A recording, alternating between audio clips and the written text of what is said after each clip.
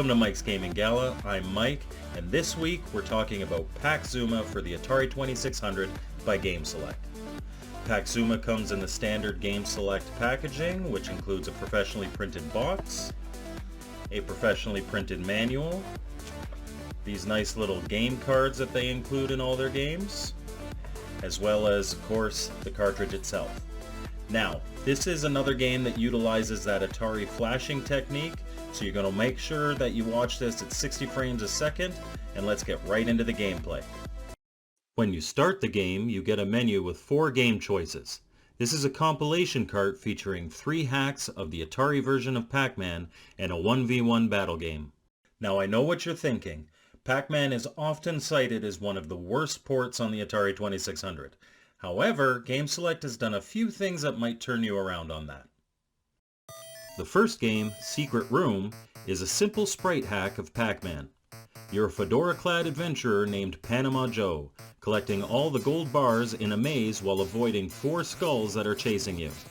It plays exactly like Pac-Man, but with a different skin, which honestly helps it, I think.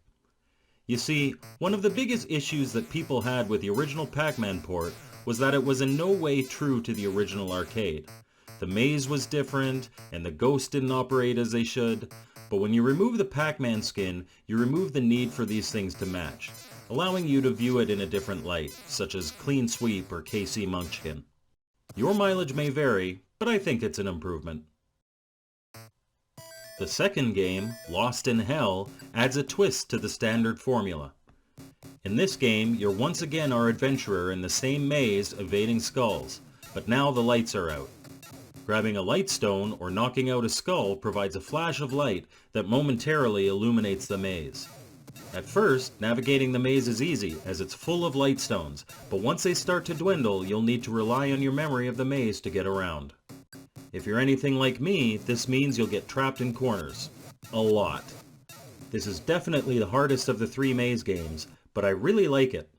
It adds an atmosphere to the game and a challenge that experts will love. If you ever said, I could beat that game blindfolded, this is the version for you. The third game, Skull Return, flips the tables a bit. Now you're a skull trying to avoid 4 adventurers. Aside from the sprite flip, this game has a new gimmick, which is that the adventurers phase in and out of existence. It's not just that they become visible and invisible, they truly disappear when you can't see them. Which means that if you're being followed and the guy following you phases out, you can use this moment to pass through them. This leads to some pretty cool gameplay when you think that the adventurers are heading one way but they appear somewhere you didn't expect. It also means that sometimes they reappear on top of you. An unfortunate ambush. The last game in this collection is Battle Zuma. This is a simple game that pits an adventurer against a skull in a 1v1 battle. Maneuver to dodge your opponent's shots while hitting them with your own. If you hit the skull, it will sometimes drop an energy stone that you can pick up for extra points. Battle Zuma can be played in 1 or 2 player mode and is a fun little bonus addition to the cartridge. And that's Pac Zuma Trilogy.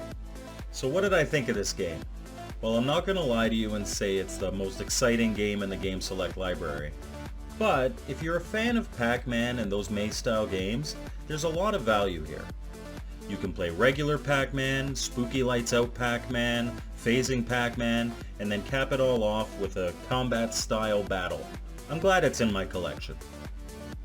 Thank you so much for watching my video. I hope you liked it, and if you did, please do me a favor and click that like button.